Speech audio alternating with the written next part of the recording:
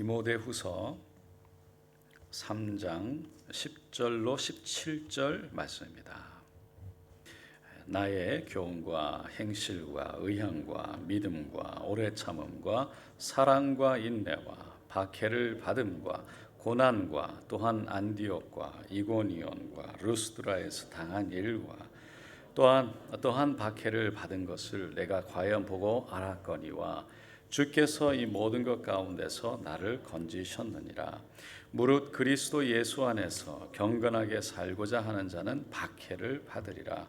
악한 사람들과 속이는 자들을 더욱 악하여져서 속이기도 하고 속기도 하나니, 그러나 너는 배우고 확신한 일에 거하라.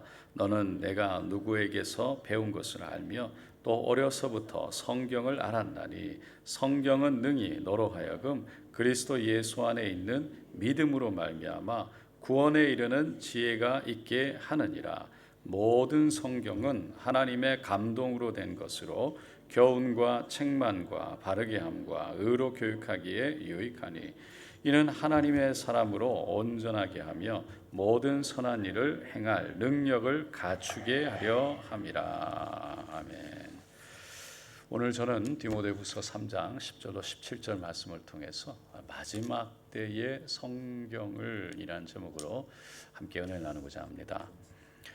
지난주에 여러분 기억나시겠지만 3장 1절 첫 절에서 너는 이것을 알라, 말세에 고통하는 때가 이르러 라고 사도 바울이 디모데에게 권면을 했습니다. 마지막 때가 올 텐데 그때는 고통의 때라는 거예요. 왜냐하면 자기를 사랑하고 돈을 사랑하고 쾌락을 사랑하는 이유 때문이다 라고 했습니다.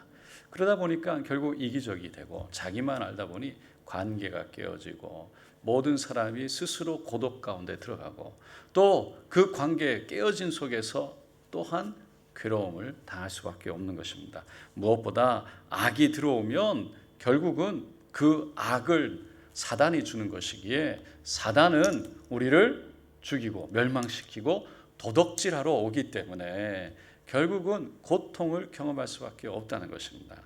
그래서 사도 바울이 그러한 현상이 일어나는 것을 알라라고 권면을 하면서, 그래서 거기에 빠지지도 말고 그런 일이 일어나는 것에 대해서 놀라지도 말고 주눅들지도 말고 그것에 대해서 깨어 있으라, 알아라, 그래서 거기서부터 나와라, 그런 말씀을 전한 겁니다. 권면한 겁니다. 이제 오늘 본문에서는 이런 말세의 고통의 때가 이를 때 그 말세의 때를 살아가는 우리들이 어떠한 삶을 살아야 되는지에 대해서 주고 있는 말씀입니다. 이 말씀의 시작을 사도 바울은요, 쭉 읽어보면 간증으로 시작하고 있어요. 나의 교훈과 행실과 의향과 믿음과 오래 참음과 사랑과 인내와 박해를 받음과 고난과 또한 안디옥과 이고니온과 루스드라에서 당한 일과 어떠한 박해를 받은 것을 내가 과연 보고 알았거니와 주께서 이 모든 가운데서 나를 건지셨느니라. 무릇 그리스도 예수 안에서 경건하게 살고자 하는 자는 박해를 받으리라.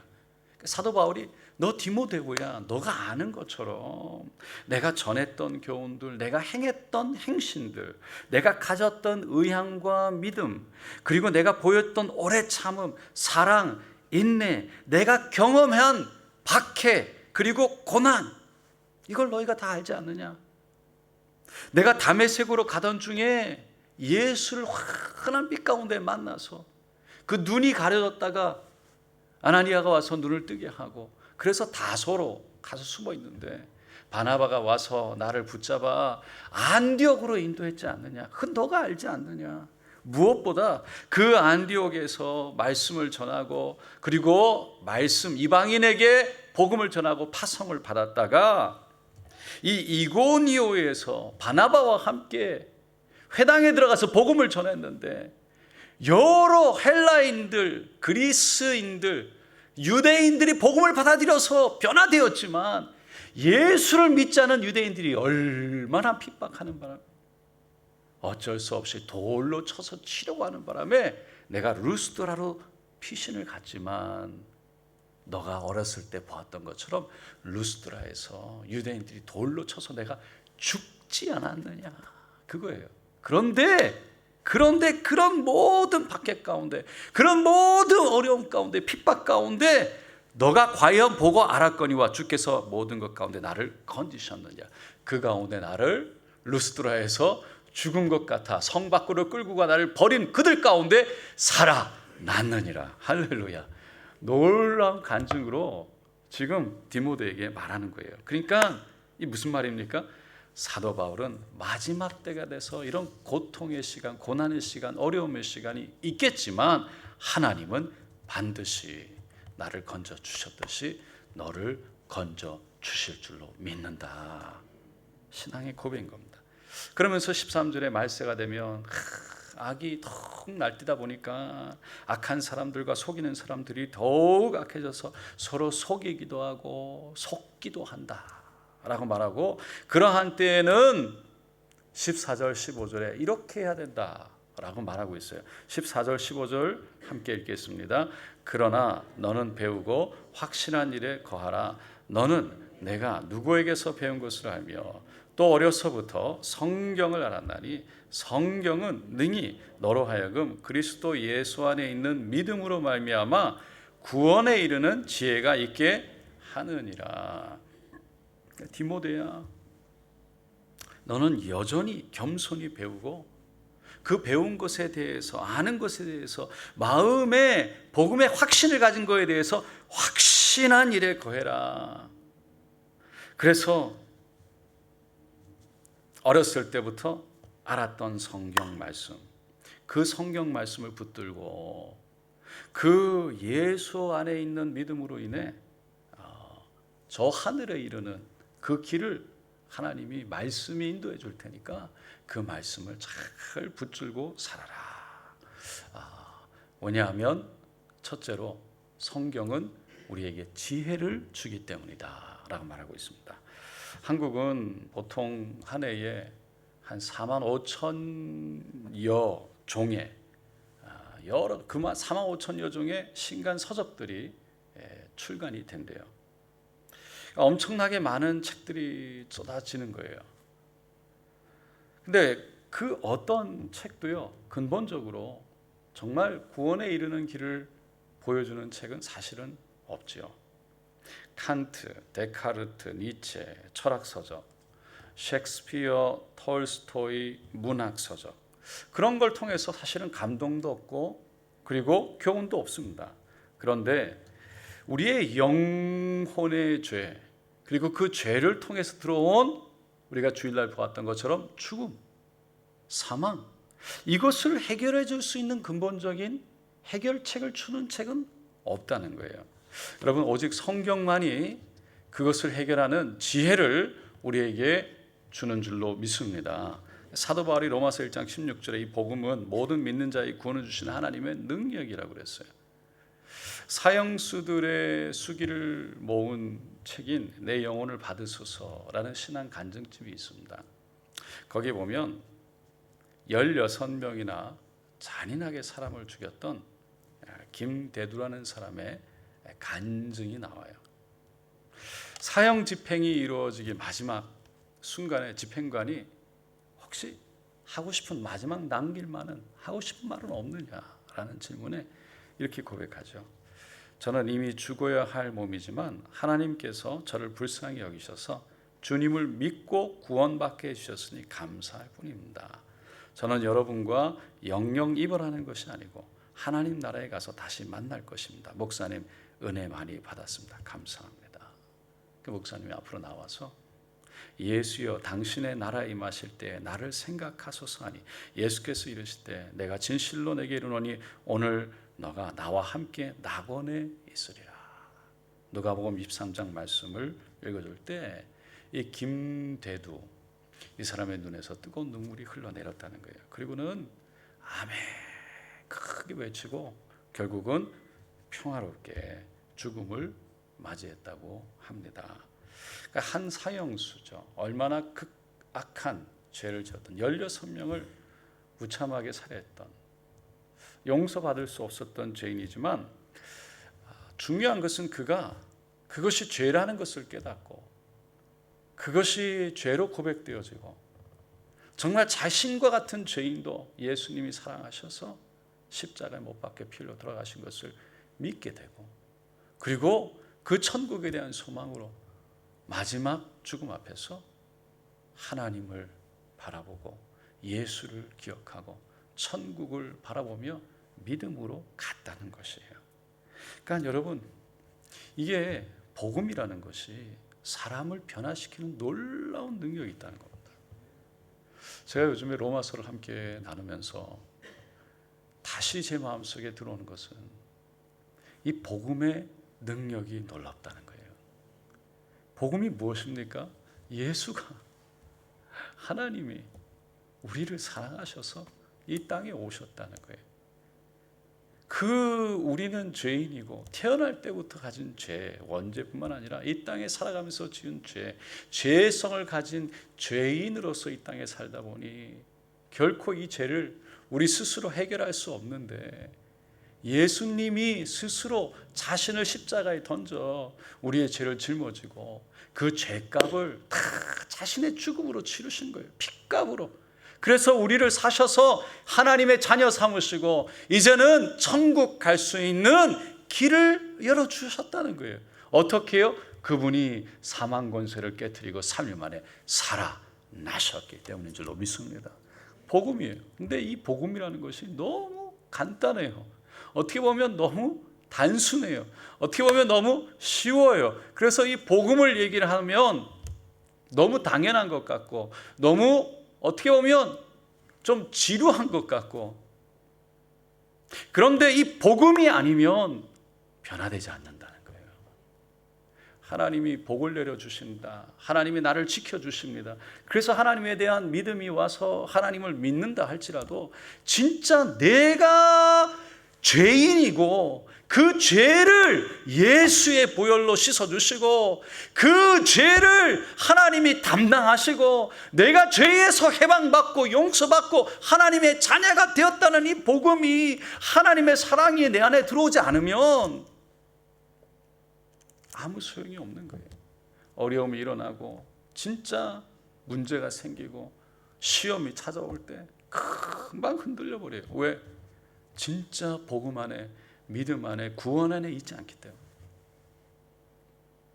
근데 이 구원의 복음이 너무나 단순한 것 같고 죄인이라는 것을 얘기하는 것 같고 그저 어떻게 보면 새로운 사람들에게는 잘 이해가 안 가는 어려운 말씀인 것 같아도 정말 복음을 아는 사람들에게는 더 우리를 힘있게 하고 진짜 하나님 안에 있게 하고 우리가 살 목적과 이유를 분명하게 알게 하고 아무리 힘들고 어려워도 이 땅이 다가 아닌 천국 소망과 함께 정말 그 복음 때문에 하나님의 나를 사랑하신다는 분명한 믿음 때문에 그리고 하나님과 나와의 분명한 관계 때문에 그 어려움 속에서도 일어날 수 있고 하늘을 바라볼 수 있고 소망 가질 수 있는 진짜 힘이 여기에 있더라는 것이죠. 할렐루야. 하나님 살아계십니다. 하나님 좋으신 분입니다. 정도로 이게 진짜 우리가 힘들고 어려울 때 지치고 쓰러질 때 힘이 없는 것이 아니라 정말 복음이 아니면 우리가 받을 용기와 힘이 나오지 않는다는 거예요. 여러분, 왜 성경이 말씀이 복음이 이렇게 사람을 변화시킬까요? 왜냐하면 오늘 본문 말씀처럼 16절 17절입니다. 다 같이 읽어볼게요. 모든 성경은 하나님의 감동으로 된 것으로 교훈과 책망과 바르게 함과 의로 교육하기에 유익하니 이는 하나님의 사람으로 온전하게 하며 모든 선한 일을 행할 능력을 갖추게 하려 함이라. 그러니까 하나님께서 하나님의 감동으로 쓰여진 말씀을 통해 하나님의 지혜를 주시는데 그 지혜는 어떤 지혜입니까? 결국은 이 땅에서 저 하늘을 향해서 갈 수 있는 지혜라는 거예요. 그 지혜가 어디에 있다고요? 말씀에 있다는 거예요. 여기서 하나님의 감동으로 되었다는 것을 영어 성경에 보면 God breathed라고 되어 있어요. 하나님의 생명으로 하나님의 호흡으로 불어넣으셨다는 거예요. 사람을 처음 만드셨을 때 흙으로 만드셨죠. 흑인이 살아있지 않았어요. 숨 쉬지 않았어요. 그런데 하나님이 생기를 불어넣었을 때 숨을 시작하고 생명이 된 거예요. 마찬가지로 하나님은 사람의 손을 들어서 성경을 쓰게 하셨어요. 성경에 하나님이 성령이 임하셔서 펜을 붙잡고 쓴 게 아니에요. 사람에게 감동을 주셔서 성령의 감동으로 하나님께서 그 펜을 붙잡고 그냥 막 써내려간 게 아니라 감동으로 하나님께서 성령의 그 사도 바울의 모든 배웠던 것과 지식과 경험을 통틀어서 다 사용하셔서 그 하나님께서 써내려가도록 감동을 주셔서 그 감동 가운데 쓰게 하셨어요. 이것을 칼빈은 성경의 신적 권위다, 하나님의 그 생기가 불어져 있는, 그래서 그냥 문자가 아니라 하나님의 생기가 불어져 있는 말씀이라는 거예요. 그래서 하나님의 절대 권위라는 것을 말하는 거예요. 신적 권위, 절대 권위, 이게 말씀이라는 거예요. 말씀보다 높은 권위도 없고 모든 것은 말씀의 권위 아래에 있다. 그래서 사도 바울은 사도 베드로가 베드로전서 1장 23절에 성경은 살아있고 항상 있는 말씀이다 라고 그랬어요. 말씀이 살아있다는 거예요. 히브리서에도 말씀이 살아있다고 그랬어요. 그래서 어떠한 날쌘 검보다 예리해서 우리 혼과 영과 골수와 뭐였죠 나머지가? 관절을 찔러 쪼개기까지 해서 다 안다는 거예요. 변화를 갖고 온다는 거예요. 우리도 모르는 사이에 그래서 신적 권위가 있는 하나님의 말씀을 읽을 때, 그 말씀을 대할 때 그 말씀이 우리를 감동 주고 말씀이 우리를 이끌어가고 말씀이 우리를 변화시킨다는 것이죠. 그래서 사단이요 말씀을 못 읽게 하는 거예요. 할렐루야. 여러분 성경 말씀 읽기가 쉬워요? 네. 어렵죠? 네. 쉬워요. 말씀 읽는 게. 근데 이상하게 어려워요. 왜 그럴까요? 영적인 거예요. 프랑스 최고의 계몽주의자였던 볼페르라는 사람이 있죠. 이 사람이요 자신 있게 이렇게 외쳤어요. 100년 후면 성경이 이 땅에 사라질 것이다. 계몽주의라는 것은요, 이 사람의 지식, 사람의 지혜가 이제 막 발전하기 시작하니까 신이 필요 없다였어요. 신이 필요 없는 세상이 온다는 거예요. 사람의 지혜와 사람의 능력으로 유토피아를, 천국을 이 땅에 건설할 수 있다. 계몽주의 사상이에요. 그런데 정확하게 100년이 지났을 때요, 하나님이 참 유머가 많으신 분이에요. 이 볼페르의 집을, 할렐루야, 하나님께서 성경을 찍어내는 성서 공예로 만들어 주셨대요. 그러니까 하나님은 말씀을 통해서 믿음을 주실 뿐만 아니라 구원을 주시기 때문에 그 구원에 이르는 하늘로 가는 그 길을 하나님께서 우리에게 지혜로 허락하여 주신다는 것입니다. 두 번째로 마지막 때 성경을 따라 살아가야 하는 것은 성경이 우리에게 유익을 준다. 성경이 우리에게 결국은 놀라운 능력을 줄 뿐만 아니라 우리가 이 땅에서 어떻게 힘을 가지고 어떻게 바르게 어떻게 의롭게 이제 믿는 사람으로 예수를 따라가는 사람은 어떻게 하나님의 뜻을 이루며 하늘 천국까지 갈 수 있는지 그 길을 길라잡이고 우리에게 보여준다는 거예요. 다니엘이 나라를 잃고요 바벨론의 포로가 돼서 잡혀갔잖아요. 어린 나이에 정말 포로가 돼서 뭐 할 수 없는, 그러나 워낙 준수하고 궁궐에서 그 귀족으로 살다가 결국 바벨론 왕궁에 들어가서 왕의 진수성찬을 먹으면서 그 여러 가지 학문들을 배웠지만 그것이 다니엘을 지혜롭게 한 것이 아니라 하나님을 의지하기로 결단할 때, 하나님을 의지할 때 하나님이 지혜를 주셨던 거예요. 그래서 하나님의 뜻을 이뤘어요. 어떻게 해요? 모두 다 왕이 꿈꿨던 그 꿈을 알지도 못했지만 해석하지도 못했어요. 하나님이 결국은 다니엘에게 알려주셨고 다니엘에게 해석하게 하셔서 하나님의 지혜로 하나님께서 다니엘이 우뚝 세워지게 하셨어요. 그래서 하나님의 영광을 드러내 수많은 사람들이 하나님 살아계심을 알게 한 거예요. 요셉도 마찬가지였잖아요. 형들의 미움을 받아서 애굽의 종이 되어 팔려갔을 때 하나님을 의지했다고. 성경에 보니까 창세기에 계속해서 하나님이 요셉과 함께 하셨다, 함께 하셨다, 함께 하셨다 반복해서 나오고 있어요. 하나님을 의지할 때 하나님이 총리가 되는 길을 인도하셨어요. 때로는 힘들고 어렵지만 하나님이 지켜주시고 사람을 보내주시고 만나게 하시고, 그것을 통해 무엇을 이루시게 하셨습니까? 하나님의 위대함을 드러내게 하셨어요. 하나님의 크심을 드러내게 하셨어요. 그래서 많은 사람들로 하여금, 왕까지도 다리오 왕이 다니엘을 사자굴에 집어넣고, 야 다니엘, 너의 하나님이 너를 지키셨느냐, 그 하나님 때문에 너가 지켜졌구나, 이제 이 하나님만이 우리의, 다니엘을 지킨 하나님은 우리의 하나님이시다. 결국은 조소를 내리게 하는 하나님의 이름을 높이는 역사라는 것이죠.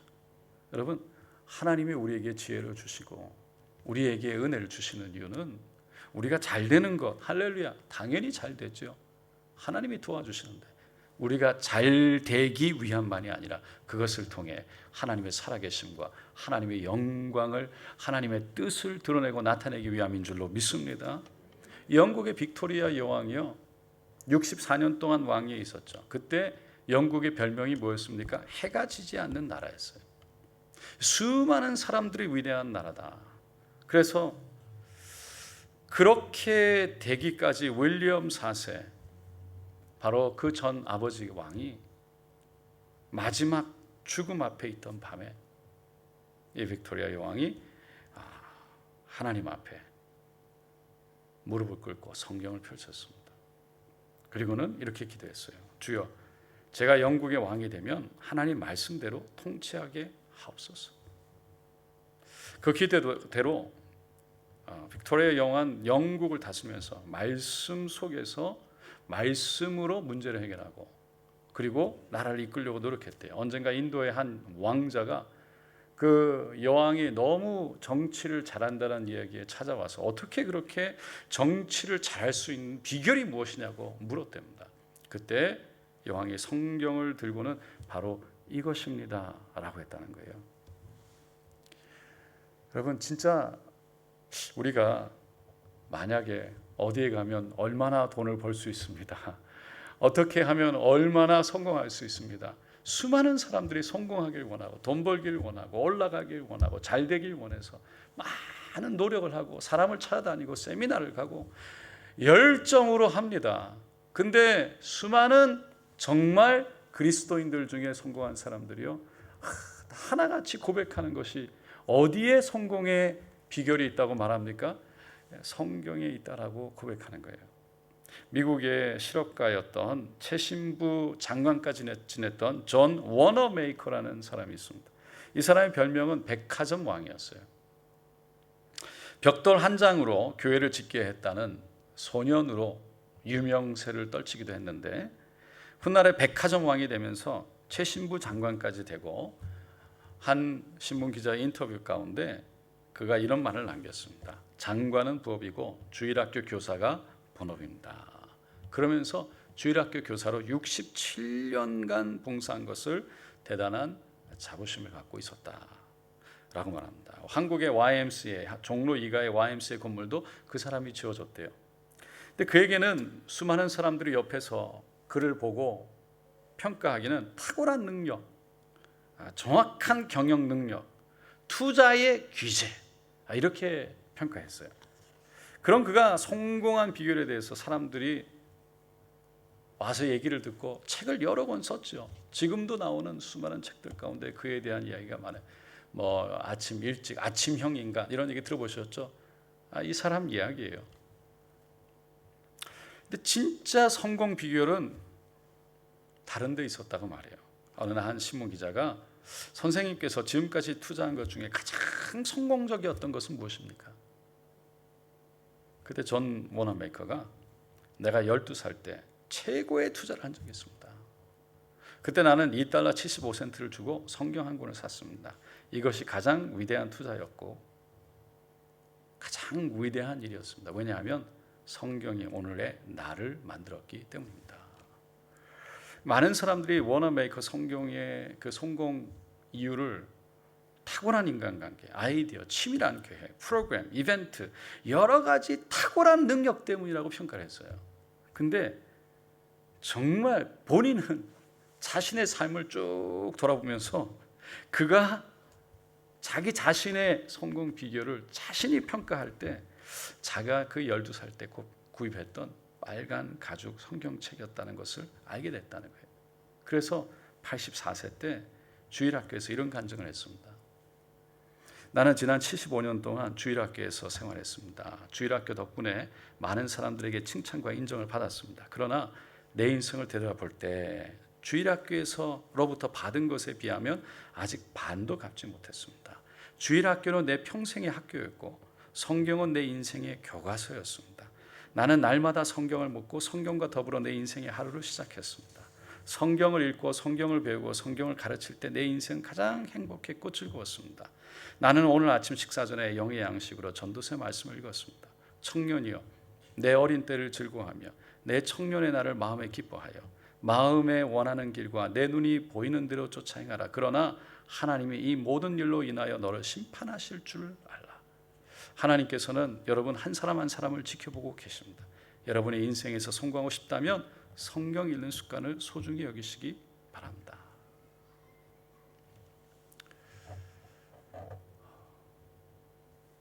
우리가 한번 우리 자신을 돌아보고 또 다시 한번 생각해 보기를 원합니다. 러시아계 유대인이었던 아나톨리 슈크란스키라는 사람이요, 러시아에서 정치범으로 잡혀서 이 강제 노동 수용소에 갇히게 되었습니다. 가지고 있던 것은 다 뺏기고 마지막 남은 게 조그마한 소책자 시편이었대요. 유대인이니까 이제 구약 성경 시편을 들고 있는 거죠. 근데 그 중에 시편만 남았어요. 그것마저 이제 뺏으려고 했더니 간수들이 그거를 결사적으로 붙잡고 지키는 거예요.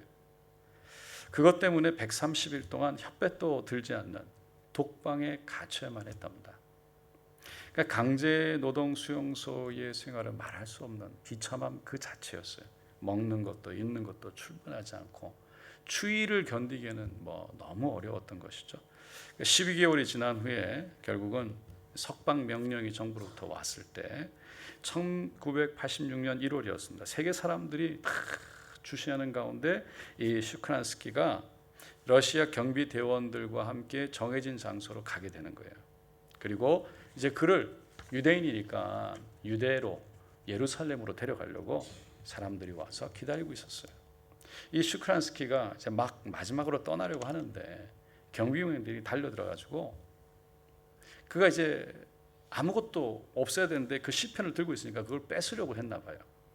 근데 뺏기지 않으려고 슈크란스키가 이게 막 몸부림을 치니까 뺏으려고 하는 러시아 경비병이 흥분해가지고 그 몸싸움 하다가 그냥 총을 뽑아가지고 그냥 들이댄 거예요. 슈크란스키가 갑자기 그 추운 러시아에 그 눈밭에 얼굴을 파묻고 시편 없이는 자유를 포기하겠다.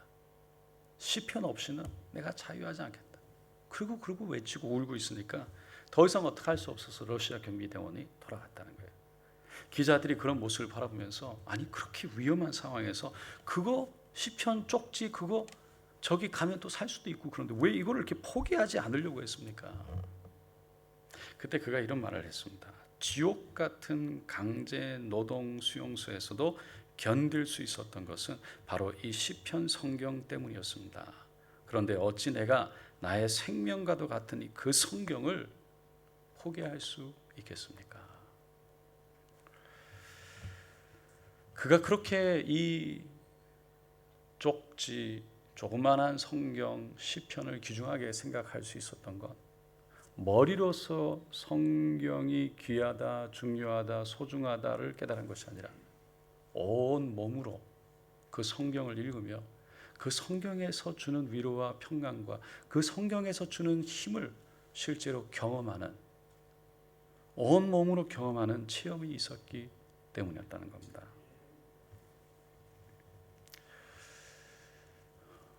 어려운 가운데 있는 분들이 가끔 찾아옵니다. 또 어려운 가운데 있는 분들에게 권면할 때가 있습니다. 우리가 기도한다고 합니다. 또 기도도 합니다. 근데 진짜 우리를 힘들고 어려운 가운데 붙들고 일어나게 하는 것은 바로 그 말씀이 나에게 읽혀지고 들려지고 심겨져서 우리의 영혼에 그 말씀의 능력이 경험되어질 때 하나님이 그 말씀 속에서 나를 어떻게 생각하시고 나를 어떻게 붙들고 계시고 나를 어떻게 지금도 인도하고 계시고 그 말씀 속에서 하나님이 나를 지금도 어떻게 손을 붙잡고 정말 독수리 날개 위에 올려놓고 함께 하나님이 인도하시는 것을 우리가 경험할 때, 체험할 때 그 말씀의 능력이 살아서 우리를 붙들어 정말 힘들고 어렵고 고통과 고난 가운데 외로움과 지침 가운데 있다 할지라도 일어나서 걸어갈 수 있게 하는 줄로 믿습니다. 사실 그래서 답이 다른 데 없는 거예요. 어떤 사람들은 기도하겠습니다. 그러면 뭐 그냥 그게 어떻게 답입니까? 말씀을 읽읍시다. 뭐 그게 어떻게 답입니까? 여러분, 어떤 것으로 답이 되겠습니까? 정말 할 수 있는 일이라면, 우리가 할 수 있는 일이라면 하면 되는 것이고, 정말 힘든 건 할 수 있는 일이 아니기 때문에 힘든 것이죠. 할 수 없기 때문에 힘든, 그때 우리가 할 수 있는 일은 하나님, 그냥 하나님만 바라보는 것이 아니라 하나님을 우리가 말씀과 기도를 통해서 경험할 때, 살아있는 하나님을 경험할 때, 살아있는 하나님이 우리에게 힘을 주실 때, 살아있는 하나님이 우리에게 지혜를 주실 때, 그때 일어날 수 있다는 거예요. 뭐가 있겠습니까? 여러분, 오늘도 우리의 삶 속에 어려움이 있고 힘이 있지만 말씀을 읽다가 하늘의 위로를 얻게 되시고, 말씀을 읽다가 하늘의 소망을 얻게 하시고, 사랑의 하나님이 나를 죽기까지 사랑하시는 그 사랑의 말씀이 우리의 마음을 뜨겁게 하셔서 오늘도 일어나서 하늘을 바라보는 저 여러분 되시기를 예수님의 이름으로 축원드립니다.